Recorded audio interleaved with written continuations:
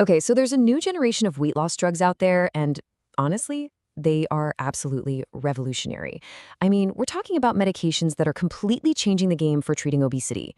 But, and it's a big but, they bring up one giant, crucial question. And yeah, this is the big one, isn't it? If these drugs are so good at helping people lose weight, what happens when you stop?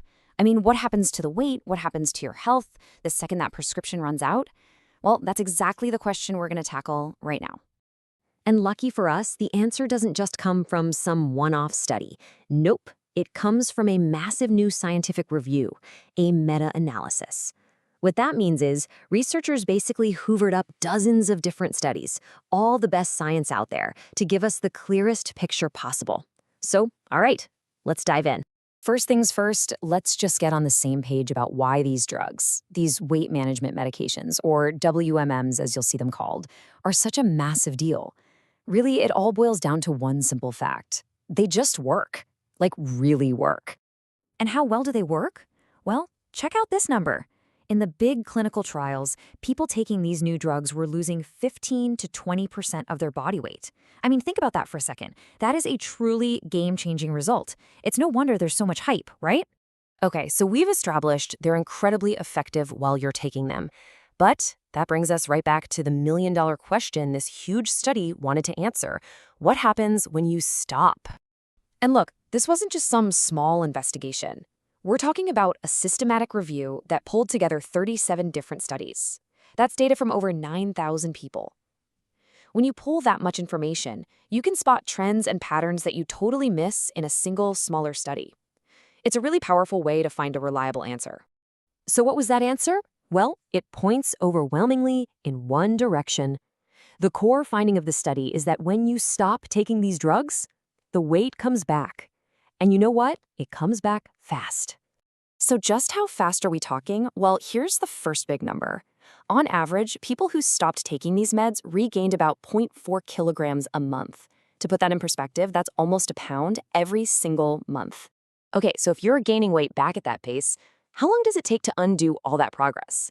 The study's projection is pretty sobering. It would take the average person just 1.7 years, that's it, to get right back to the weight they were before they even started.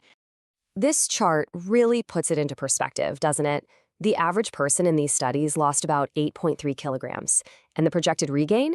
You guessed it, a full 8.3 kilograms. On average, pretty much every pound that was lost, it finds its way back. And this is a really, really important point. This isn't just about the number you see on the scale. All those amazing health benefits you get while you're on the medication, they reverse too. The study projects that things like your blood pressure, your cholesterol, your blood sugar, they all go back to where they started in about 1.4 years. So this probably has you thinking, okay, but isn't weight regain common with pretty much any diet? And that's a fair question. So how does this rebound compare to, say, more traditional methods like diet and exercise programs? Well, the study looked at exactly that. So to figure this out, the researchers compared two main approaches. On one hand, you've got the drugs, the WMMs, and on the other, you have what they call behavioral weight management programs, or BWMPs. You could basically think of this as the drugs versus lifestyle programs that support diet and physical activity. And wow, when you put them side by side, the difference is pretty stark. Look at the drugs. You regain 0.4 kilos a month, and you're back to square one in under 2 years. Now look at the behavioral programs. The regain is way slower, just 0.1 kilos a month, and it takes almost 4 years to get back to baseline. That's more than double the time. So the takeaway here is pretty clear, right? Even though you might lose more weight up front with the medications, you also tend to regain it way faster once you stop. We're talking more than twice as fast compared to people in those lifestyle programs.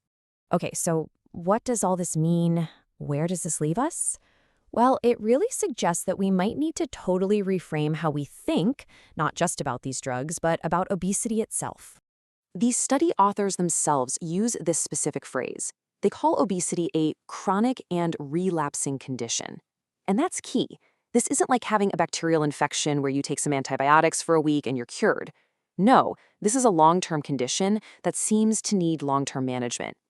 You know, a really good way to think about it is to compare it to medication for, say, high blood pressure.